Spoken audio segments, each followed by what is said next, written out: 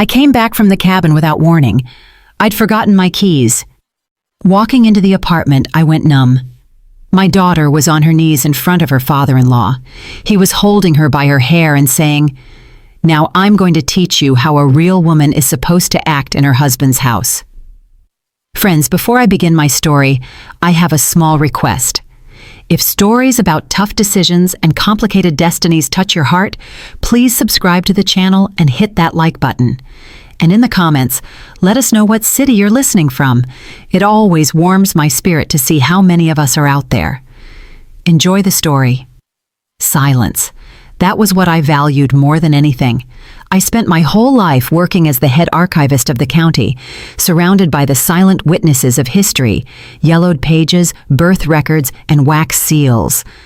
Documents don't scream, they don't demand attention, they just hold the truth until someone decides to find it.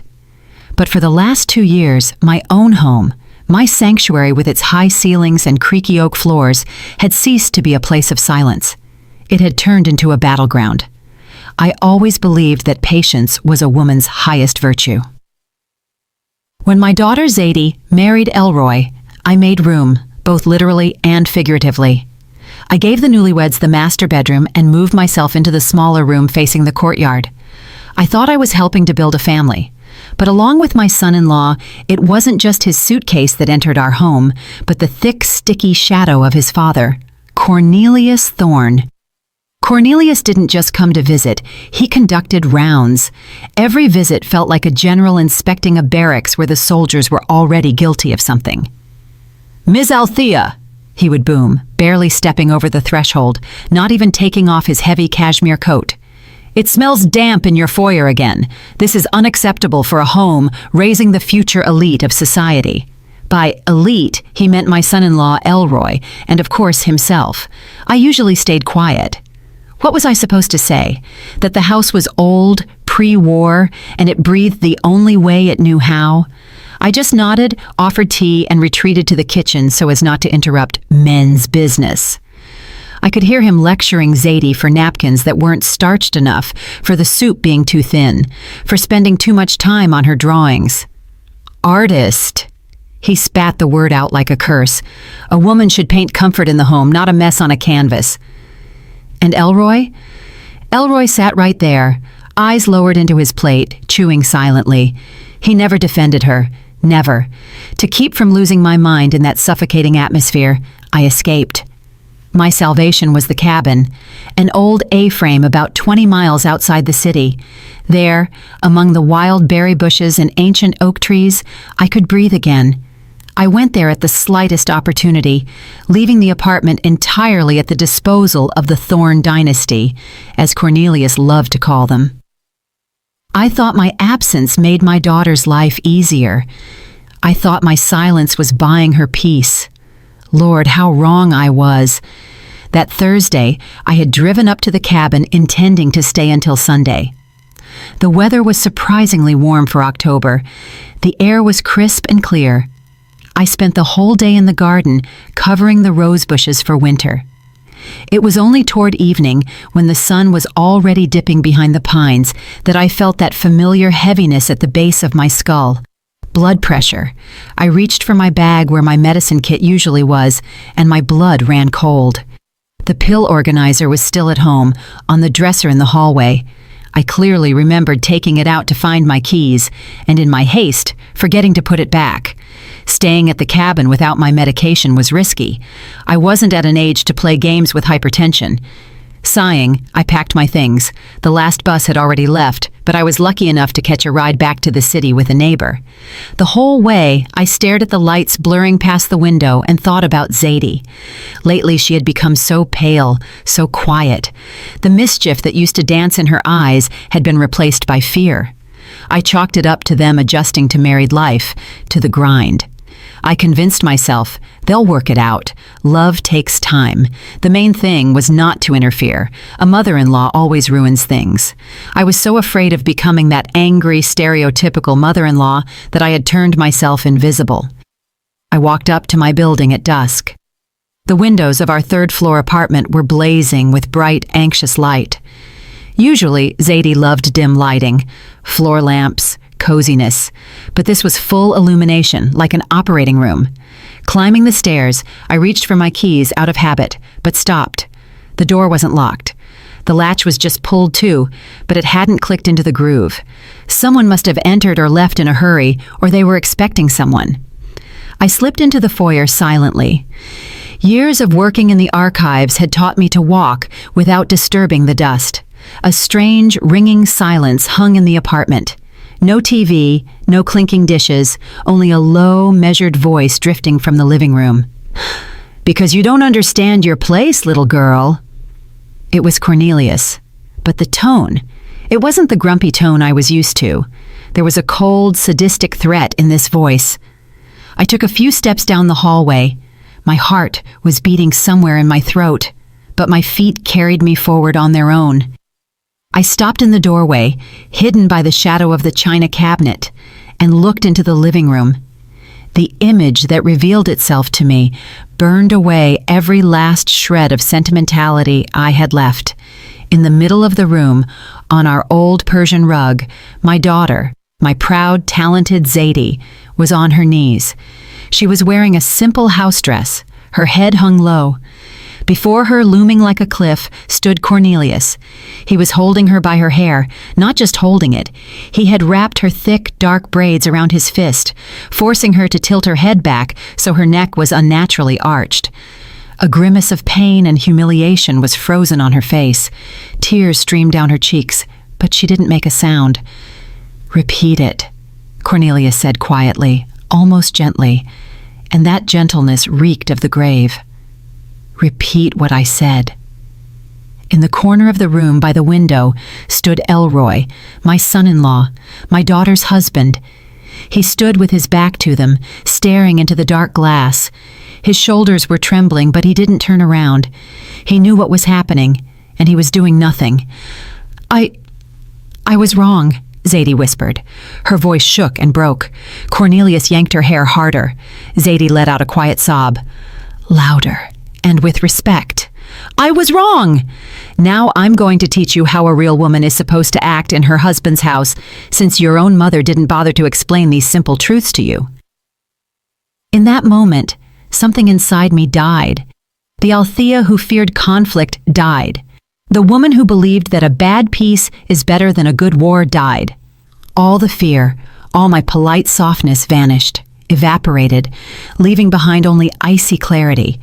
It was as if I were looking at an old, damaged document that needed urgent restoration, or history would be lost forever. I didn't scream. I didn't throw myself at him with my fists. What could an elderly woman do against a heavy-set man pushing 250 pounds? Any hysteria right now would work against us. He would say I was crazy, that I was imagining things, that this was a disciplinary matter. No, archivists don't make scenes. Archivists document facts.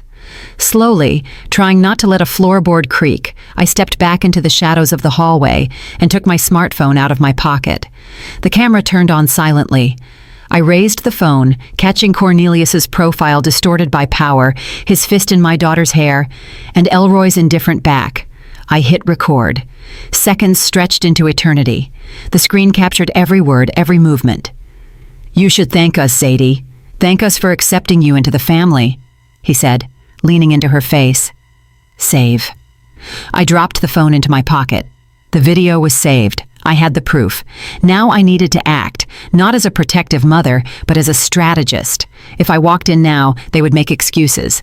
I needed to catch them off guard, but in a way that left them no time to concoct a lie. I turned back to the front door, grabbed the handle, opened it wide, and then slammed it shut with all my might, loud and rattling, as if I had just burst in from the street without a care for silence. "Zadie! Elroy! I'm home!" I shouted in a bright, casual voice, throwing off my coat. "Can you believe it? I forgot my medicine!" The sound of the slamming door rang out like a gunshot. A deathly silence fell over the living room, followed by frantic shuffling, like rats scurrying into corners. I took a deep breath and stepped out to meet the enemy. I walked into the living room, shuffling my slippers a little louder than usual, feigning shortness of breath. The scene had changed instantly, like in a cheap vaudeville show where the curtain drops too early. Cornelius was no longer looming over my daughter. He was standing by the fireplace, adjusting the cuffs of his pristine white dress shirt, and a mask of benevolence was rapidly forming on his face, which was still red from exertion. Zadie jumped up from her knees. She moved jerkily like a broken doll. She turned her face away, hiding her eyes from me, and mumbling something incoherent about a kettle left on the stove, she darted past me into the kitchen. I felt her shoulder brush mine. She was trembling. That trembling passed to me, but I forced my hands to stay steady. I just gripped the pill bottle tighter, which had conveniently been in my coat pocket. "Ah, Ms. Althea." The in-law's voice sounded almost joyful, though cold malice still splashed in his small, beady eyes. "We were just discussing family traditions with the young folks. Zadie, you know, she can be a bit too emotional sometimes." "Nerves, it's all nerves." Elroy finally turned from the window. He didn't look at his father. He looked at the toes of his shoes. "Yes, Mama," he squeezed out. "We were just talking." I sank into an armchair, sighing heavily, and rubbed my temples. "Oh, Cornelius, getting old is no joy. My head started hurting so bad I didn't even notice you had come over." "And Zadie?" "Yes, she's sensitive. Been that way since childhood." I saw the tension in his shoulders drop. He bought it. He didn't see a threat.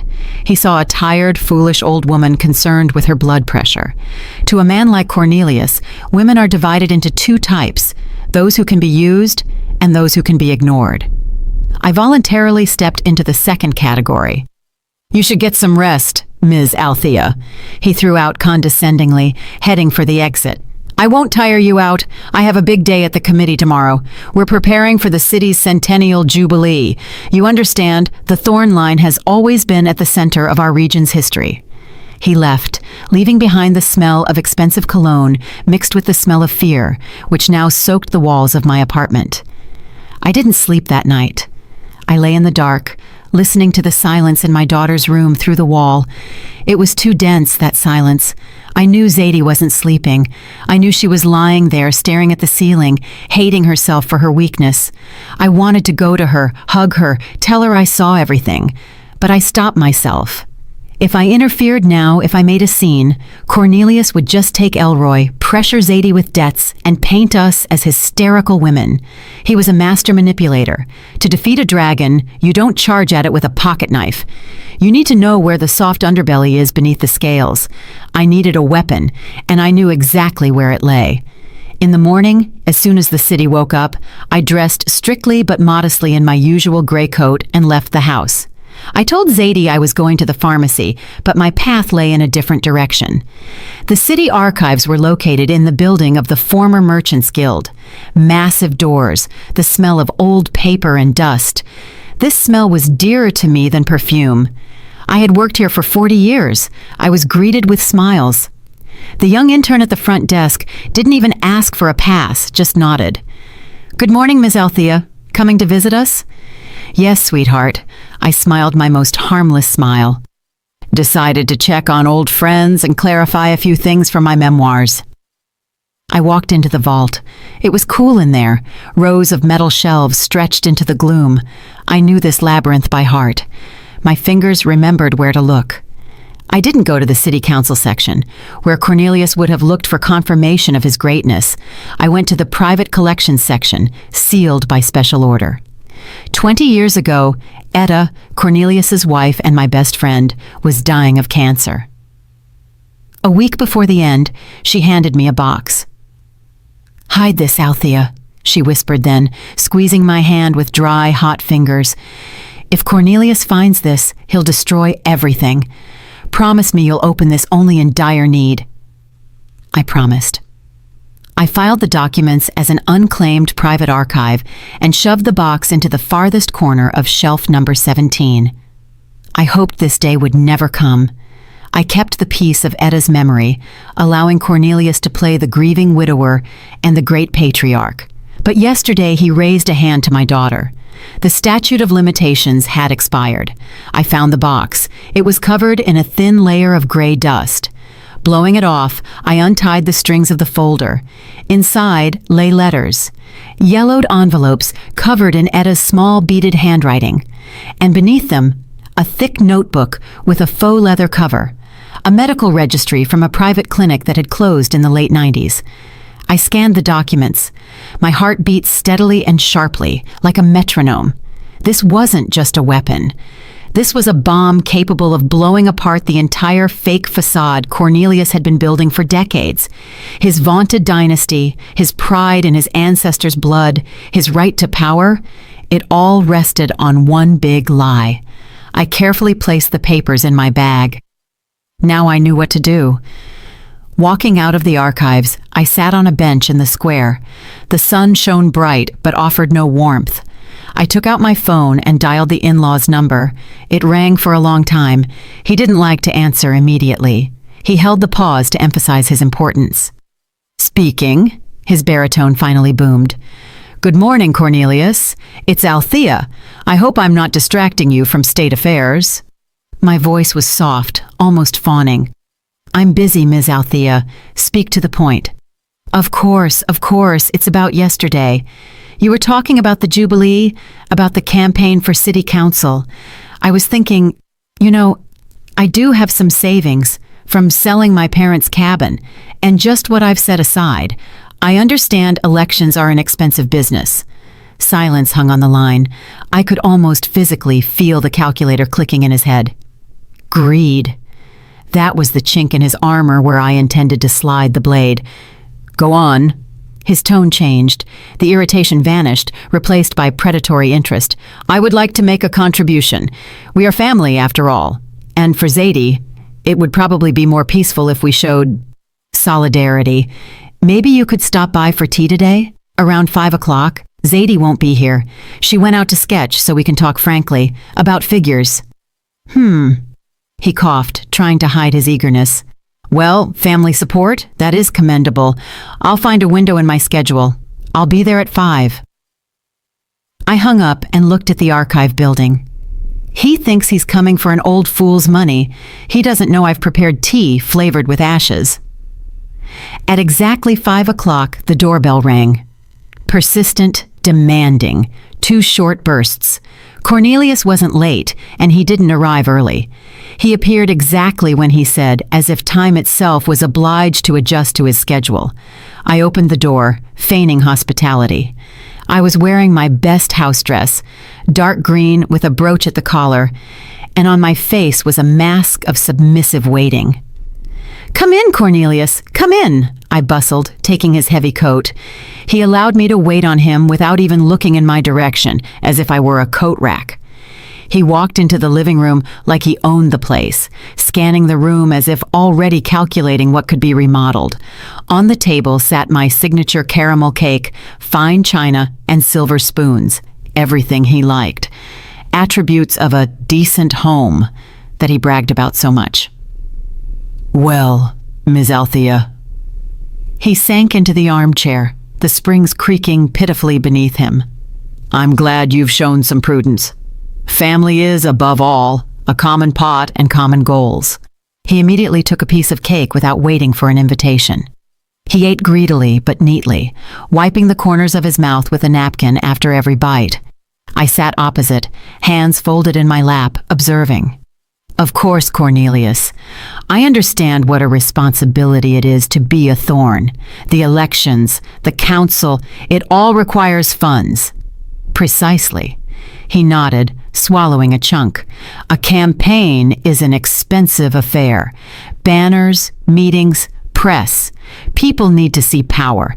They need to see that history stands behind me. By the way, about the sum. What figure are we discussing?" I named a sum. Not too big to look suspiciously generous, but not small either, enough to make his eyes light up with a greedy glint. It was money saved for a rainy day. Well, I couldn't imagine a rainier day than yesterday. "Respectable." He nodded graciously, leaning back.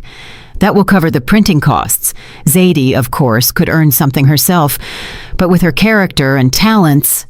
He waved his hand dismissively. You've spoiled her too much, Althea. A woman should be a quiet harbor, not a storm in a water glass. Look at my Etta. She was a saint of a woman.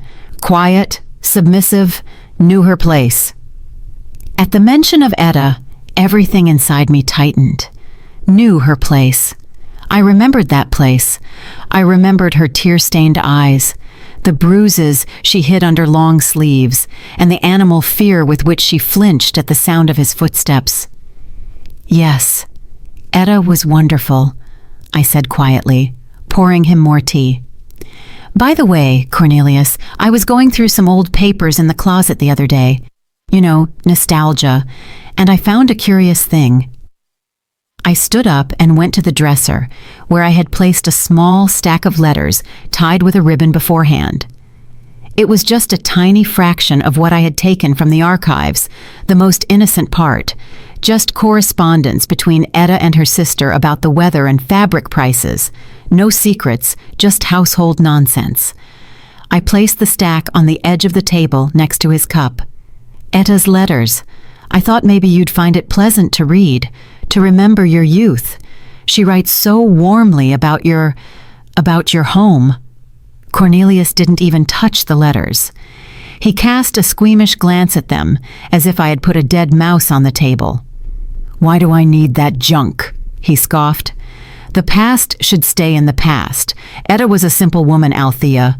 What could she write about? Seedlings? Gossip? No. But it's a memory, I murmured, intentionally playing the role of a sentimental fool. Memory is monuments, Ms. Althea. It's crests, it's medals, it's achievements. But papers scribbled with women's nonsense, that's trash. He pushed his cup away. Get rid of it. Better yet, burn it. No need to clutter the house. You can already barely breathe in here from the dust. He said it with such ease. Burn it. He was sure he knew everything about his wife. He was sure she was an empty shell created only to serve as his background. His arrogance was so great, he didn't even entertain the thought that a simple woman could have her own secrets. That was his fatal mistake. He underestimated not only me, but the woman he lived with for 30 years. As you say, Cornelius, I agreed submissively, putting the letters back in the drawer. You know best. He stood up, brushing crumbs from his trousers. The talk about money had calmed him, filled him with a sense of self-importance. He got what he came for, and now hurried to leave so as not to waste his precious time on the company of a boring old woman. Already in the foyer, putting on his coat, he stopped and looked around the hallway. By the way, Ms. Althea, since we are now partners in the campaign, next week, photographers are coming to see me. Need the ambiance for the brochure, you understand? The atmosphere of an old noble nest. My study is being renovated, so I decided to hold the shoot here. You have high ceilings, crown molding. I froze. He wasn't asking. He was stating a fact. Here? I repeated. Yes, but some things need fixing. He pulled a folded sheet of paper from his pocket and handed it to me. Here's a list. Those curtains in the living room? Hideous. Take them down. We need heavy velvet ones, burgundy or emerald. Rearrange the furniture according to the diagram and take those knickknacks off the shelves. Leave only the leather-bound books. Everything must look dignified. Get it done by Tuesday. He shoved the list into my hand like I was a bellhop at a hotel. And warn Zadie. Have her dress decently. No jeans. Floor-length dresses, hair pulled back. She needs to look like a worthy daughter of her... He caught himself for a second. Of her husband. He slapped me on the shoulder with a heavy, patronizing gesture. Don't let me down, Althea. We're doing this for the future. The door closed behind him. I stood in the hallway, clutching the list of his demands in my hand. Remove the curtains, move the furniture, hide the knickknacks. He was ordering me to reshape my own home, to turn it into a set for his play. I unfolded the paper. His handwriting was large, sprawling, with heavy pressure. The list was long.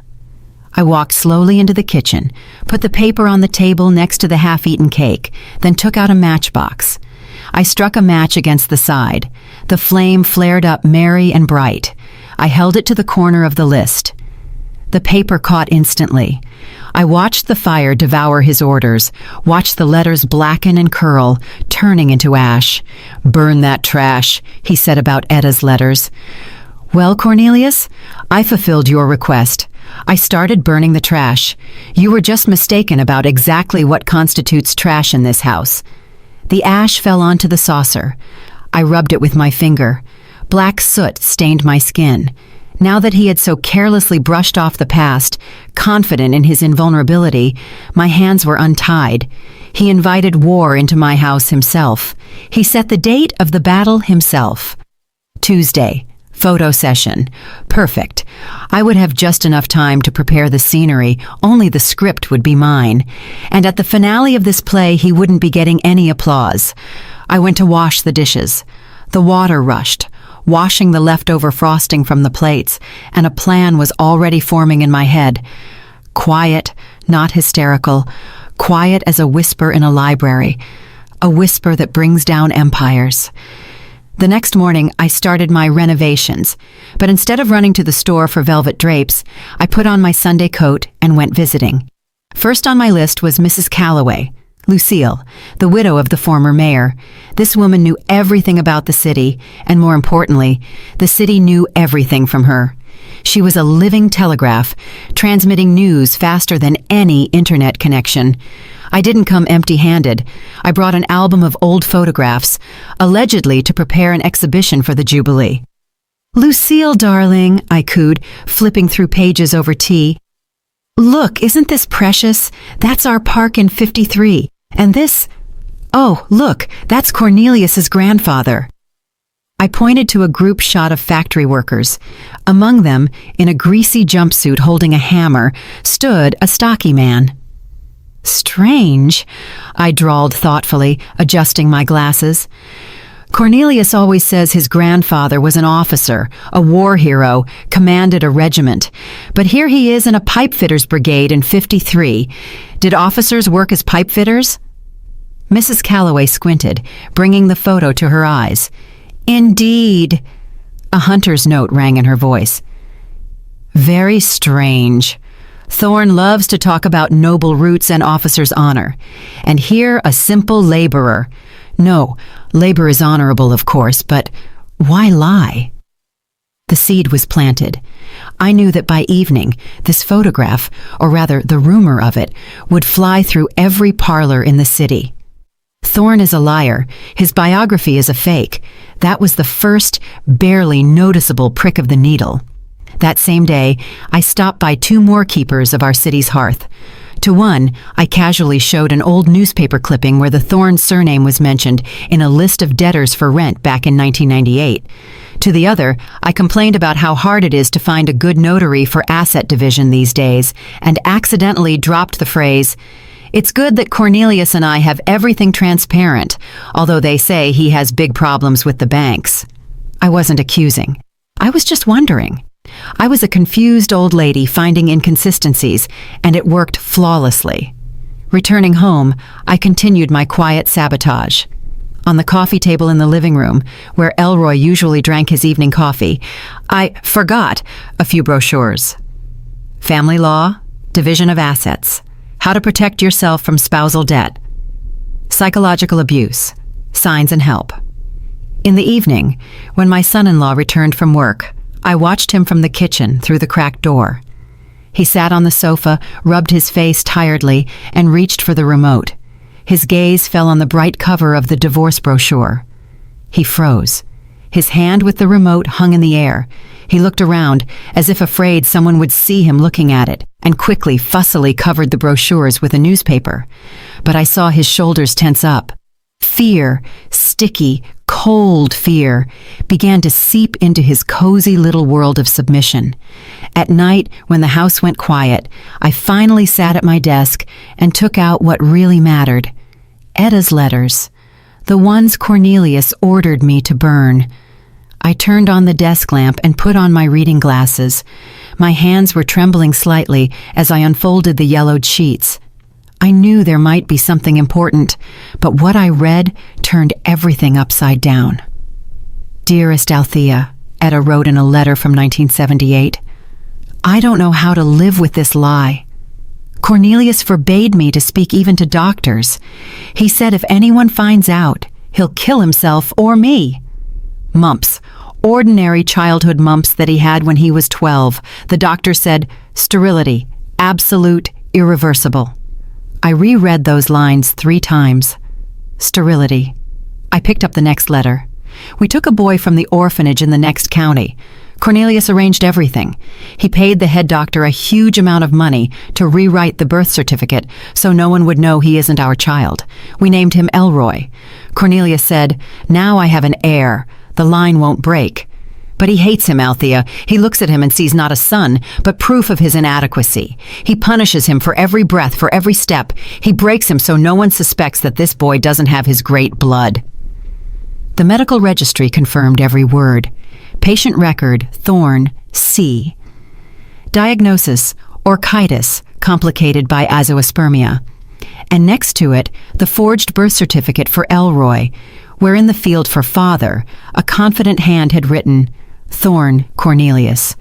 I leaned back in my chair. The room was stuffy, but I was shivering. Elroy wasn't his son. All this tyranny, all this blood cult, all these endless talks about breed and genes, it was all a monstrous, grotesque lie. Cornelius wasn't just lying to those around him. He built a hell for an adopted child to hide his own male inadequacy. He bullied Elroy his whole life, suppressed his will, turned him into a doormat just because the boy's very existence reminded him of his defect. And at the same time, he demanded he be a worthy thorn. What cynicism! What bottomless vileness! I carefully folded the letters back into the folder. Now I held in my hands not just dirt. I held the key to Elroy's freedom. If he finds out, this tyrant is nobody to him. If he understands he isn't obligated to carry the cross of a dynasty that doesn't exist. Suddenly, my bedroom door creaked. I jumped and quickly covered the folder with a shawl. Zadie stood in the doorway. She was in a nightgown, pale as a sheet, with dark circles under her eyes. Her hands picked at the lace hem. "Mama," she whispered, "are you awake?" "No, darling, come in." She came in and sat on the edge of my bed. She was shaking. I silently took her hand. Her fingers were ice cold. "Mama, I can't take it anymore." Her voice broke into a sob. He doesn't just yell." I squeezed her hand tighter. "Tell me." "This afternoon, when you were out, he called, Cornelius. He said I have to take out another loan for $50,000. My breath caught. "But you already have the mortgage and that car loan." "Mama, that's not all." She looked up at me with eyes full of terror. "He made me take out 3 loans already in the last year. For his projects, for his investments. He said it was temporary, that he'd pay it all back with interest as soon as he won the tender, but he doesn't pay anything back. He just spends the money, Mama, on his suits, on banquets, on creating an image." "Lord have mercy," I exhaled. "Why didn't you say anything?" "He threatened me." Zadie started crying, covering her face with her hands. "He said if I refused or told anyone, he'd make Elroy divorce me. He said he'd sue for custody if we ever had kids, that he'd have me declared mentally incompetent, that he has connections everywhere. Mama, I signed everything. I'm scared of him. He's crazy." I hugged my daughter, pressing her head to my chest. I stroked her hair, feeling cold, calculated rage boiling inside me. He wasn't just a tyrant, he was bankrupt. He was a parasite attached to my daughter, sucking the life and future out of her to feed his bloated pride. He drove her into a debt pit. He blackmailed her with a family he never had by right of blood. "Hush, baby girl, hush," I whispered, rocking her like I did when she was small. "Everything is going to be all right. No one is going to touch you. No one is going to take your future." I looked at the folder under the shawl, then at the clock. It was 3:00 a.m. "Go to sleep, Zadie. Tomorrow is a new day." "Mama, what are we going to do?" She lifted her tear-stained face. "We're trapped." No, I said firmly. We aren't the ones trapped. He is. He just doesn't know the lid is slammed shut yet. I tucked her in, gave her a sedative, and waited until she fell asleep.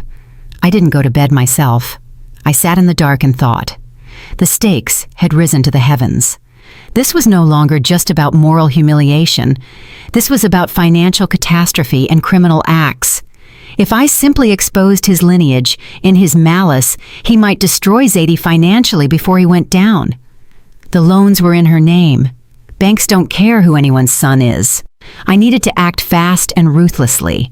I didn't just need to defeat him. I needed to crush him publicly, so that no one, not the banks, not the judges, not Elroy, would have any doubt about who he was. Tuesday. Photo session. No, that's too small. I remembered the dinner. The celebratory dinner he planned to host in honor of launching his campaign. Gather the best people in the city, he said. Excellent. I will help him gather the best people. I will throw him a reception this city will never forget. I took out my planner and started making a guest list. Not the ones he wanted to see, sycophants and new money, but the ones he feared. The ones who remembered real history, and those who could witness his collapse. I wrote the first name. Head of the credit department at First National Bank. Second, editor-in-chief of the City Gazette. The war had moved into the active phase, and I, Althea Vance, the quiet archival mouse, was preparing to be its general. The next morning I called Cornelius. My voice sounded excited, but it was the excitement of a devoted assistant ready to do anything for her patron's success. Cornelius, I have amazing news, I chirped into the receiver. I spoke to my acquaintances. You won't believe it, but Mrs. Calloway and even the chairman of the Veterans Council expressed a desire to personally congratulate you on your nomination. They want to see you in an informal setting, so to speak. No ties. A pause hung on the line. I knew he was puffing up with pride right now like a turkey. The attention of the old guard was a drug to him. Well then, he drawled leisurely. That is to be expected. People are drawn to leaders. When? Saturday. At my place. I'll host a dinner. Only our most important people. It will be a perfect rehearsal before the big banquet. Good. He agreed so quickly I barely suppressed a smirk. His vanity was his guide, and I was leading him straight off a cliff. Just Althea, make sure the table is appropriate. No potato salad, game, sturgeon, good wine. I'll send a wine list. Of course, Cornelius. Everything will be top tier. I spent the whole week preparing, but not for a celebration, for an execution. I ordered food from a restaurant so I wouldn't be stuck at the stove. I needed my strength. I polished the silverware to a mirror shine so it would reflect his disgrace, and I sent out the invitations. But the most important thing I did was on Friday. I went to the bank. I didn't have power of attorney, but I had an old acquaintance, Mr. Henderson, the branch manager, with whom we once worked on the Historical Preservation Commission. I came to him not as a client, but as a weeping mother. Robert, I said, sitting in his office and crumpling a handkerchief. I'm scared for my daughter, my son-in-law. He's acting strangely. Taking out loans, says it's for his father's business. But I see there's no money. Zadie cries, says she signed some papers without looking. I'm begging you, just tell me how bad it is. I'm not asking for statements, I just need to know. Do I sell my apartment to save them from prison? Mr. Henderson, a soul of kindness, couldn't refuse. He went pale looking at the monitor. Ms. Althea. He took off his glasses. It's not just bad, it's a catastrophe. 3 consumer loans, crazy interest rates, and all the money was transferred the same day to accounts of some fly-by-night brokerage firms. It's a pyramid scheme, Althea, pure and simple. He printed me an unofficial reference, movement of funds, signatures, dates. It was proof not just of stupidity, but of Cornelius's criminal negligence, playing with my daughter's money in a casino called Investments. Saturday arrived. By 6:00 p.m., my apartment was transformed. I had removed extra items, creating an illusion of space. The table was covered with a snow-white tablecloth. Crystal sparkled. The guests began to gather. Mrs. Calloway arrived in a severe black suit, lips pursed. Old Dr. Abernathy came, who had known everyone in this town since they were in diapers. 3 other respected citizens arrived, the very matriarchs and patriarchs whose opinion was law. They greeted each other with restrained nods. They didn't come to celebrate. They came to watch the spectacle of unseen audacity I had hinted at. Cornelius appeared last. He walked in like a victor in a new graphite-colored suit with cufflinks sparkling in the chandelier light. Elroy and Zadie walked behind him like shadows. Zadie was in a long gray dress, pale, with a dull gaze. Elroy in a tight jacket, hunched over, twitchy. "Greetings, ladies and gentlemen," Cornelius boomed, spreading his arms. "Glad to see the cream of our society at one table." The guests responded with polite but cold nods. Cornelius didn't notice, or didn't want to notice. He walked to the head of the table and sat down, not even waiting for the ladies to be seated. Dinner began. Cornelius talked. He talked about the fate of the nation, about the decline of morals, about how important it is to preserve traditions. He ate sturgeon,